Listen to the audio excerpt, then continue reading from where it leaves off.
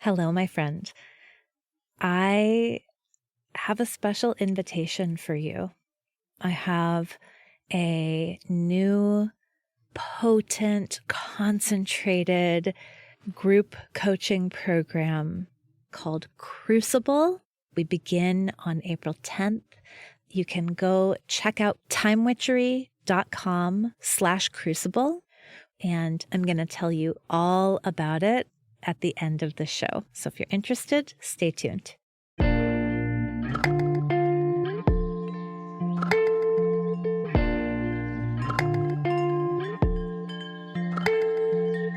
Welcome to Mind Witchery.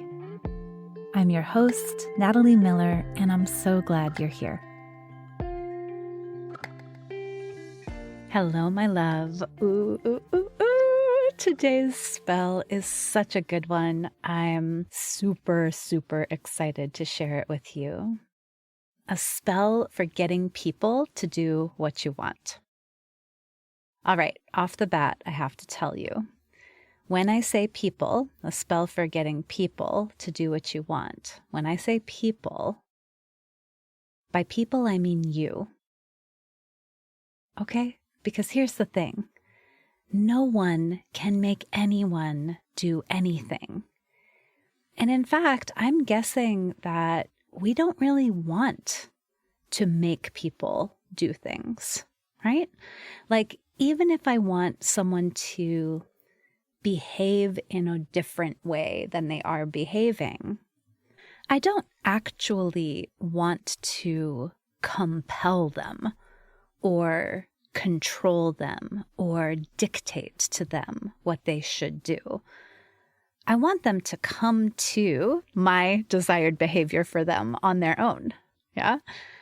So today's spell, the spell for getting people to do what you want, what it's really focused on are those moments where we're wanting someone else to do something.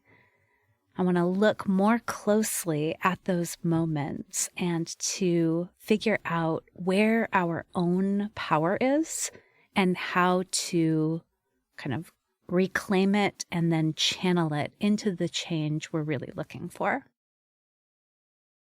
So, a premise of this spell is that no one can make anyone do anything. In fact, sometimes, maybe even often, we can't make ourselves do things.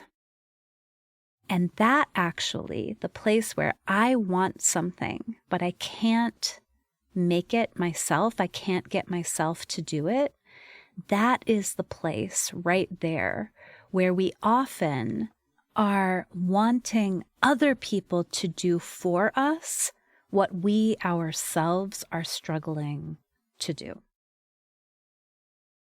So let me give you an example of this. Let's say I want people to respect my time. I want my coworkers or my boss to respect my time. And that is what I'm thinking all the time. Ugh, they don't respect my time. They don't respect my time. And I want to tell you right now, perhaps that is true.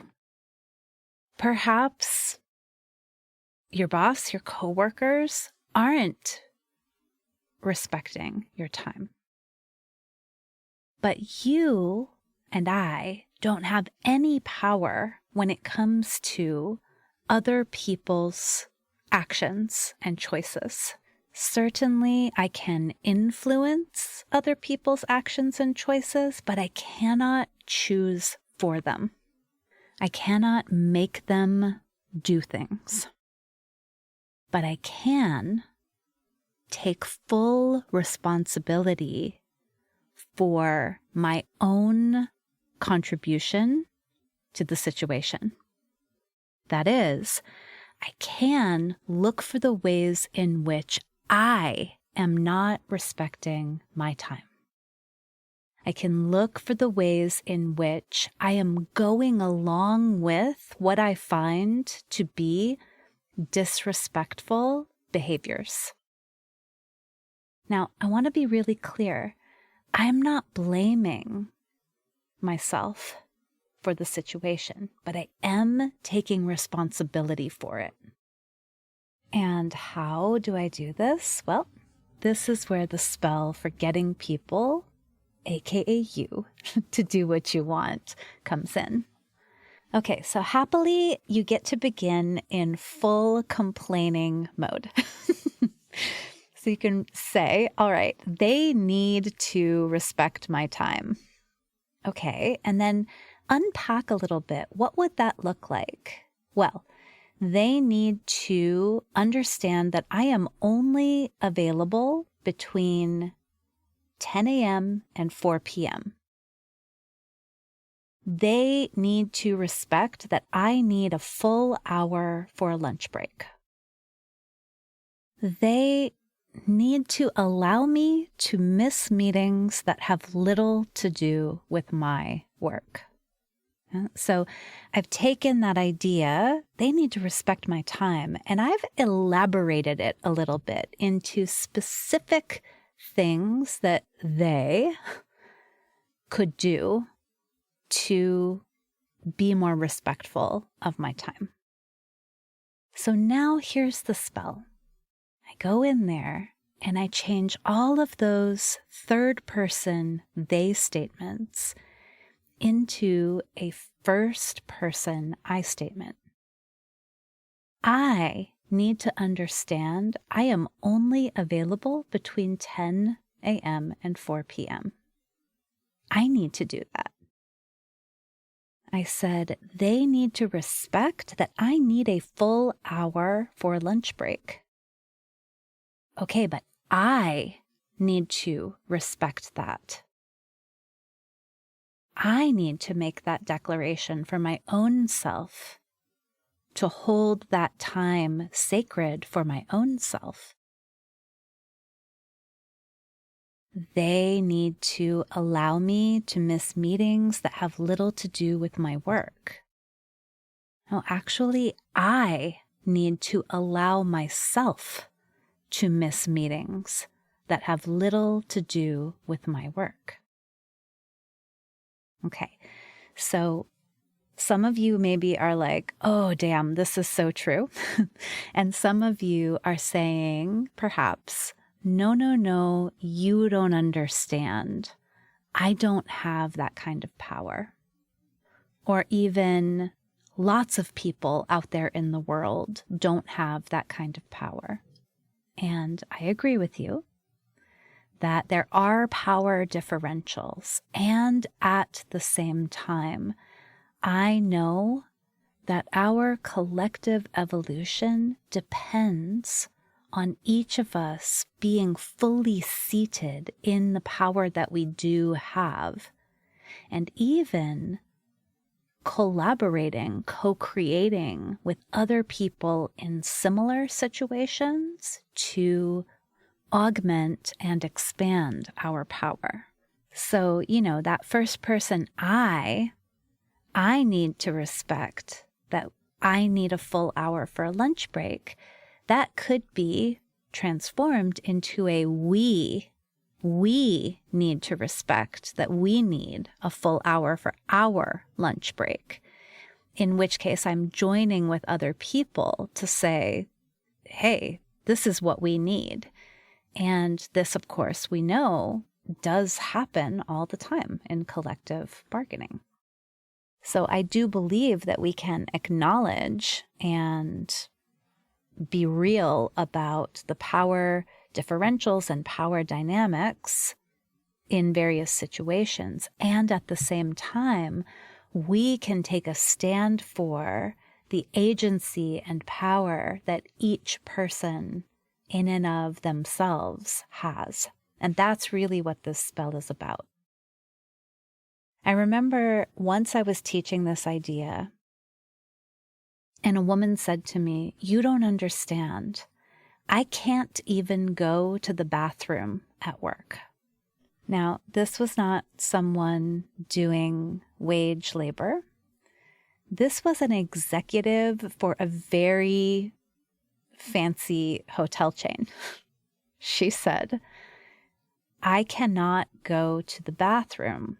My day is so packed. It's so full of meetings that I try to avoid drinking too much water because I don't want to need to go to the bathroom when I cannot. Now, this extraordinary, powerful woman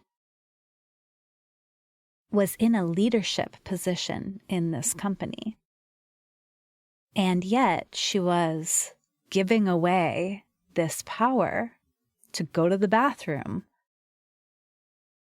And part of the way she was giving it away was by putting it on the people who overscheduled her, believing something very, very akin to, they need to respect my time. Now, after several months of working together, not only did this lovely person begin drinking water at work and going to the restroom, she also actually discovered that the headquarters of the fancy hotel chain had these gorgeously appointed meditation rooms in the building. Can you believe that? She had no idea that they were there. And she only found them when she started to take responsibility for her own time, for respecting her body and her health and her wellness in her workplace. And what she discovered is that there were actually other people there who had lobbied for resources like the well-appointed meditation rooms that were there all along. And she only found them, I want to be really clear, she only found them through taking responsibility for doing what she wanted to do, which was to drink and pee at work. Okay, so that's one workplace example. Here is perhaps my favorite ever example of this. It happened in a group coaching session once upon a time. And a woman was talking about how she had a very difficult time ever getting to do focused creative work in her workplace because people were always interrupting her. And she said, you know, I have this lovely office and I have a door, but right next to my door is one of those ceiling to floor length windows. And when people look in to my office and they see me sitting at the desk, they just knock and don't even wait for me to say come in, to open the door and ask me some questions or ask me to look at something. And she was frustrated about this. She was like, people are so rude. People are so inconsiderate. My door is closed. They should understand that that means I'm not to be disturbed. And so I asked her, so do you understand that when your door is closed, that means you're not to be disturbed? And she was like, well, of course I do. And I said, okay, well, what do you do when they knock and open and ask you a question? And she's like, well, I mean, I'm probably visibly annoyed. And I said, okay, and what do you do? And she's like, well, I mean, I just answered the question. It's like, okay, so it sounds like you don't fully understand that when your door is closed, that means you're not to be disturbed because you kind of participate in the disturbing. So in this moment in this class, a woman raises her hand and she says, this is so interesting to me.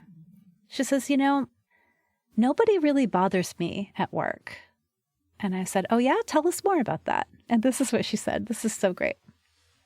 She said, well, so I have a cubicle. I don't have an office. I just have a cube. And she's like, and, you know, there's no door or anything to it. She's like, so I went to Bed Bath & Beyond and I bought this shower curtain and a way to hang it up. And she said, when I have my curtain closed, people understand I'm not to be disturbed, and nobody interrupts me.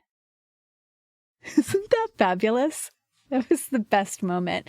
We all were wowed and awed and realizing that the reason the shower curtain worked as a barrier and the office door didn't work as a barrier was all about how the person inside was thinking about what that barrier meant.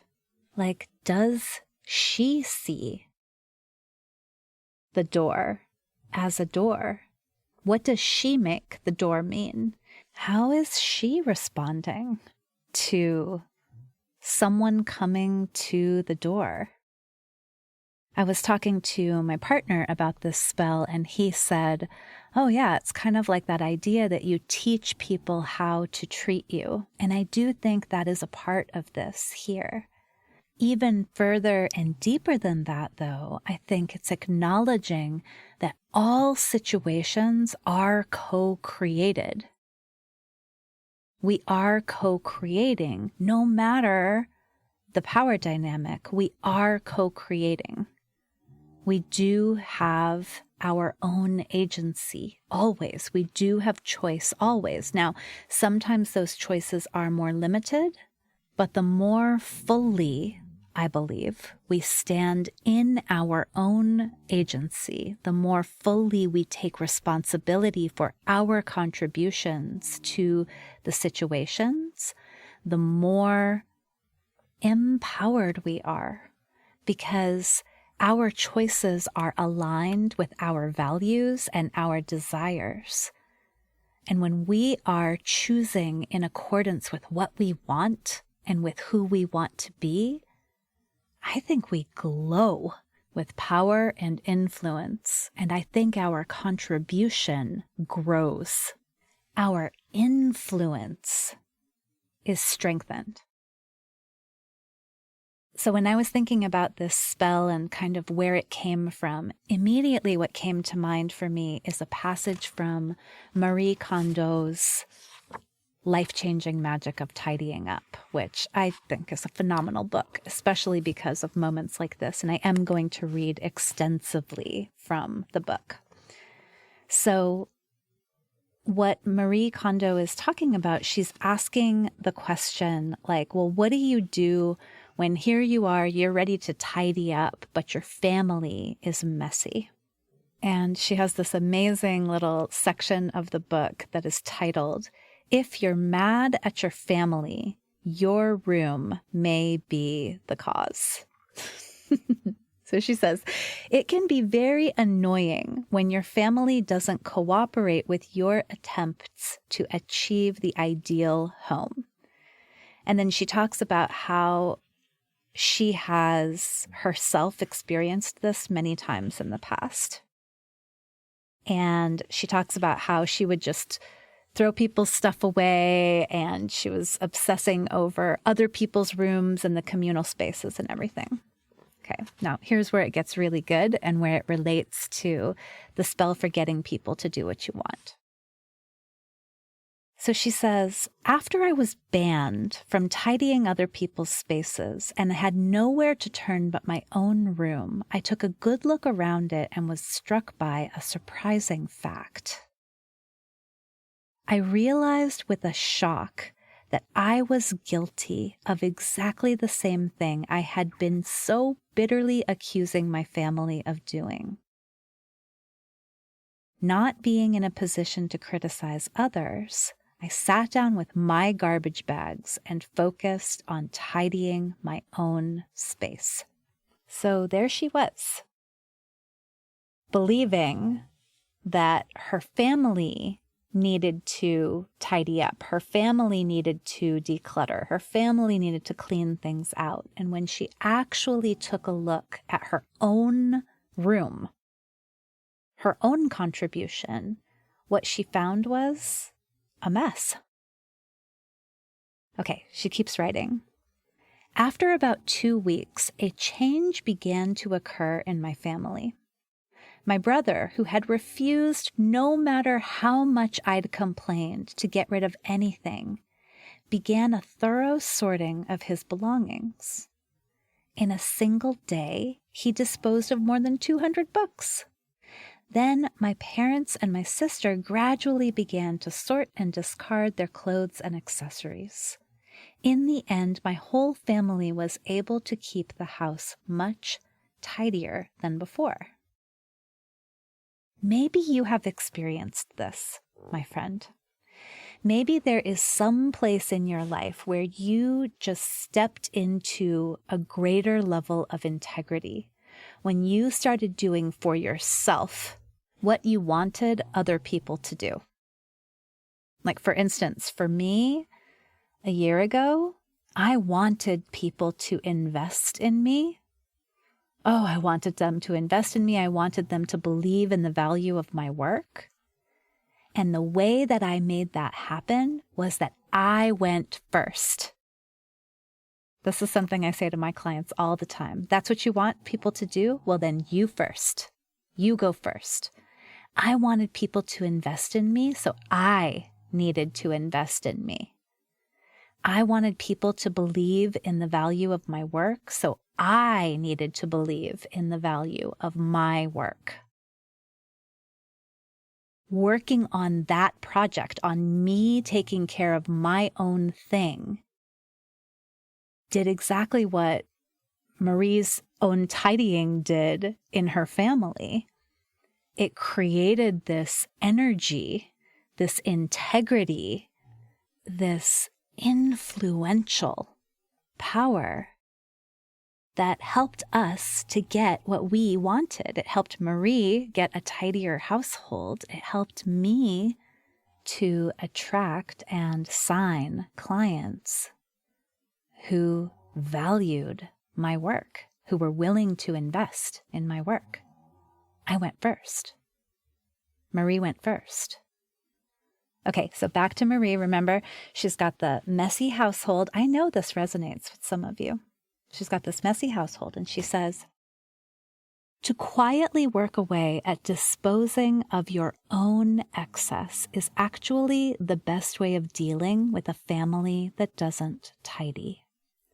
As if drawn into your wake, they will begin weeding out unnecessary belongings and tidying without your having to utter a single complaint. It may sound incredible, but when someone starts tidying, it sets off a chain reaction. Okay, there's more. You just need all Marie's wisdom on this one. Cleaning quietly on one's own generates another interesting change: the ability to tolerate a certain level of untidiness among your family members. So she says, once I was done with my room, I didn't feel constantly irritated by the stuff that belonged to other people.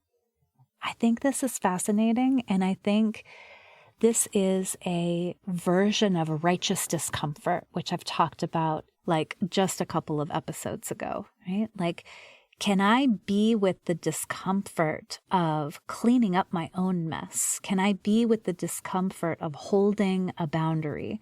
Can I be with the discomfort of investing in myself?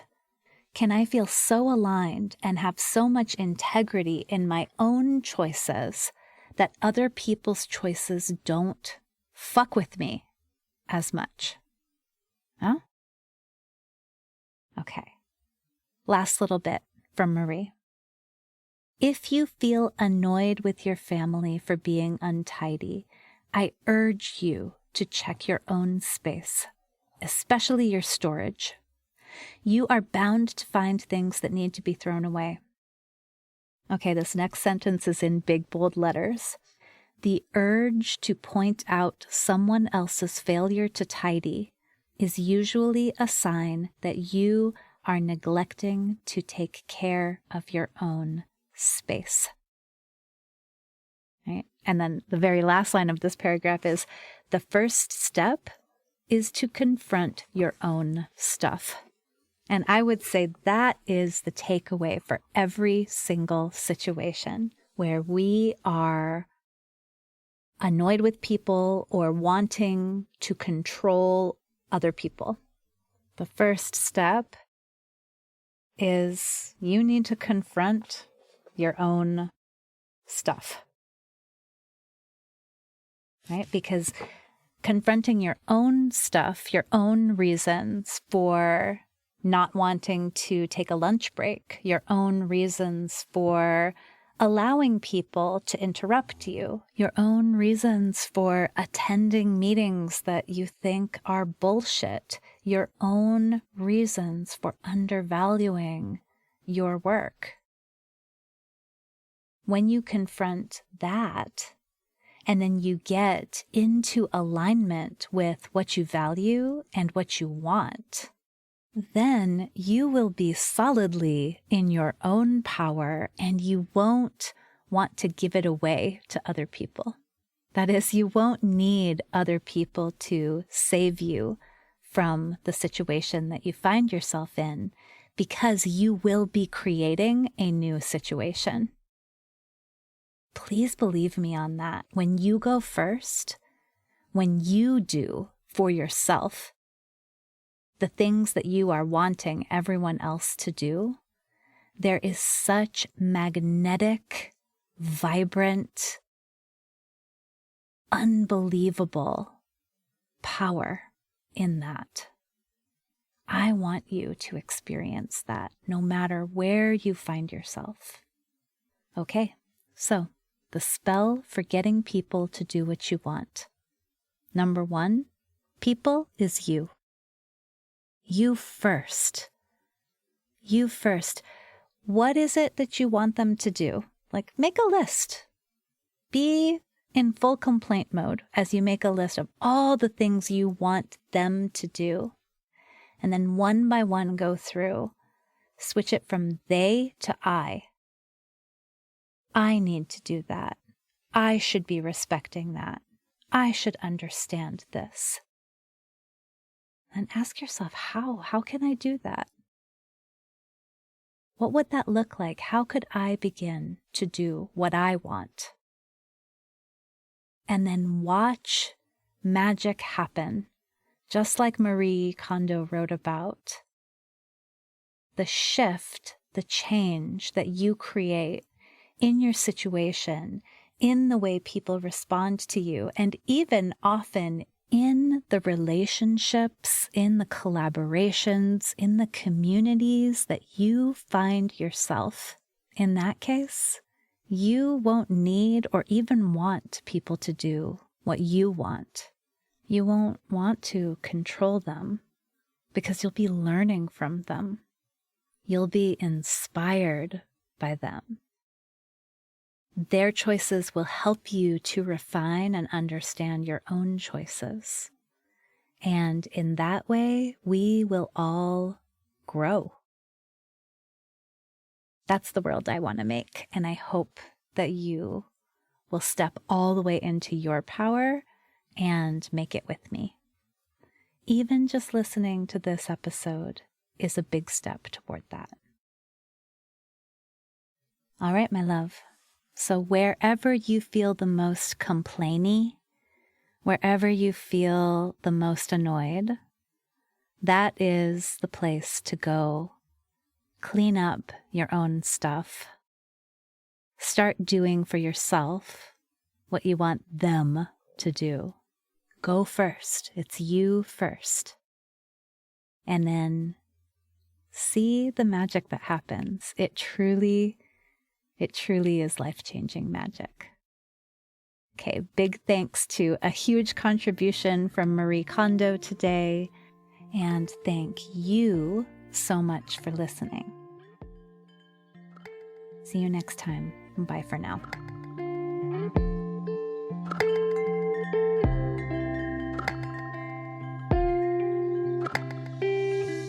Thank you for listening to this episode of Mind Witchery. To catch all the magic I'm offering, please subscribe to the show. Or if you want a little bit of weekly witchiness in your inbox, sign up for my Sunday letter at mindwitchery.com. If today's episode made you think of a friend or loved one, your sister, your neighbor, please tell them about it. We need more magic makers in this troubled world. Like all good things, this podcast is co-created by stellar people. Our music is by fabulous DJ, artist, and producer Shammy D. Our gorgeous art is by the sorcerers at New Moon Creative. Mind Witchery is produced in conjunction with Particulate Media, K.O. Myers, executive producer. And I am Natalie Miller. Till next time. Hello. As promised, here is a little bit of info about my new group coaching program called Crucible. You know what a crucible is? A crucible is a container in which transformation occurs. It's a strong container, basically like where you melt down metals so that you can make new things. You can make alloys. And my program is called Crucible because it is designed to give you a space where you can summon the courage, the inspiration, the momentum that you need to finally take action on, to finally manifest that thing that you have been wanting to do. And what is that thing? I don't know. That thing might be a new offer if you are an entrepreneur. That thing might be the idea for the book that's been swirling around in your head. It might be an outline for that book. It might be a whole short story. That thing might be a job description for the assistant that you've been wanting to hire. That thing might be your own podcast. Whatever that thing is that you keep thinking, oh, someday I'd really love to make this happen. Crucible says, let's do it now and let's do it together. So Crucible offers 7 weeks of group coaching. Crucible offers insight into how it is exactly that I take an idea and make it real. Right? Now, this is not about me kind of imposing my method onto you, but it is about sparking your own creativity and insisting on a self-honoring way of creating. Yeah? Crucible is about community with other people who are also making it happen. And I cannot even begin to put into words how valuable that is. How much of a difference it makes to be surrounded by other people who are expanding and growing into what's next. Crucible is in large measure about helping you to claim the time and energy that you need to create what's next. And so we'll use my anti-planner, Time Witchery, to do that. We will use co-working sessions that are hosted by Flow Club. I'm very excited about that part in particular. So Crucible is not assuming that you have the willpower and courage and time and energy to make this thing happen. In fact, Crucible says, oh yeah, let's give you a place to generate that, to generate all that you need in order to manifest what it is that you want next. So you are invited. You can go check out Crucible at timewitchery.com/crucible. We begin on April 10th. We go through April and most of May, and then we get to take off for the summer having finally taken action on that thing that you've been toying with, flirting with, wondering about, dreaming about for so long. So again, more details at timewitchery.com/crucible. I super hope you will meet me inside.